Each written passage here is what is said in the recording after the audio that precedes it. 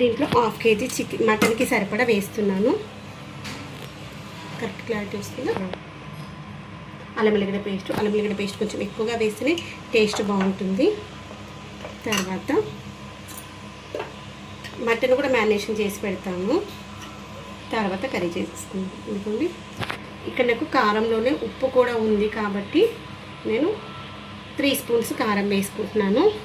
ఇంకా ఉప్పు వేసుకోవట్లేదు, సరిపోతుంది, గుర్తుపెట్టుకోండి. ఒక ఉప్పు వేసుకునేది ఉంటే ఇంకొక స్పూన్ ఉప్పు వేసుకోవచ్చు. ధనియా పౌడరు,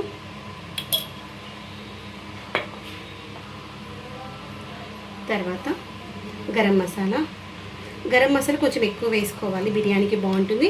దట్టు నా గరం మసాలాలో సాజీరా ఉంటుంది, బిర్యానీ ఆకు, బిర్యానీ ఇవన్నీ ఉంటాయి కాబట్టి ఎక్కువ స్పైసీనెస్ అయితే అసలు ఏమీ ఉండదు. తర్వాత కొంచెం కసూరి మెతి వేసుకుందాము, బాగుంటుంది టేస్ట్.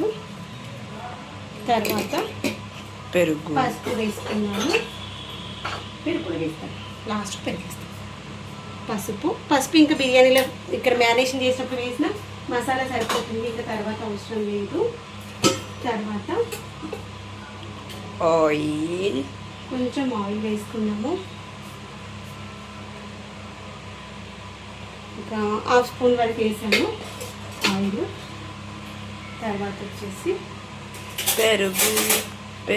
నైట్ వచ్చిన తర్వాత ఫ్రెండ్ వాళ్ళ ఇంటికి వెళ్ళి వచ్చిన తర్వాత వచ్చేటప్పుడు పాల ప్యాకెట్ తీసుకొచ్చి పాలు తోడేసేసాను.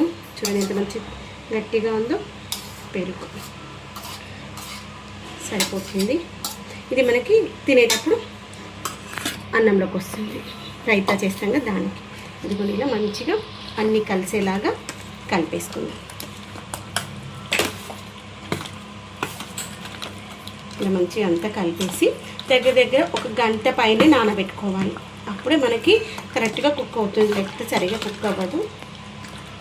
ఇప్పుడు మనం వేయాల్సిన ఇంగ్రీడియంట్స్ అన్నీ వేసేసాము. ఉప్పు, కారము, ధనియా పౌడర్, గరం మసాలా, అల్లం వెల్లిగడ్డ పేస్టు, పసుపు, తర్వాత వచ్చేసి పెరుగు, కొంచెం ఆయిల్, కావాలి అంటే నిమ్మకాయ కూడా పిండుకోవచ్చు. నిమ్మరసం అంటే మన ఆప్షనల్. సేమ్ ఇప్పుడు దీంట్లో నేను ఏమేమి అయితే వేసి మ్యారినేషన్ చేసుకున్నానో సేమ్ అవే ఇంగ్రీడియంట్స్ దీంట్లో కూడా వేసేసుకున్నాము. వేసేసి మ్యారినేషన్ చేసి పెట్టేస్తాను. ఓకేనా? ఇప్పుడు ఇప్పి అనమాట ఈరోజు బ్రేక్ఫాస్ట్.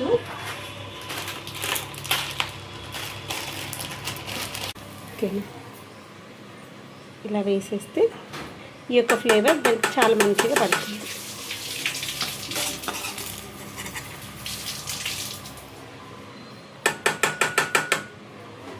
తర్వాత రిమైనింగ్ ఒక గిన్నెలో తీసి పెట్టేసుకున్నాము.